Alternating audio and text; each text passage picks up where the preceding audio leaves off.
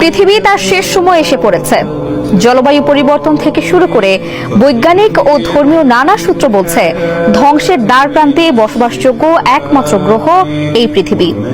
তবে তার আগে শিগগিরই পরিবর্তন হতে যাচ্ছে সূর্যের দিক, অর্থাৎ চিরাচরিত নিয়মে পূর্ব দিকে নয়, বরং এই নক্ষত্র উঠবে পশ্চিম দিক দিয়ে। এরপরে সংঘটিত হবে কিয়ামত। وأعجب من مريدك وهو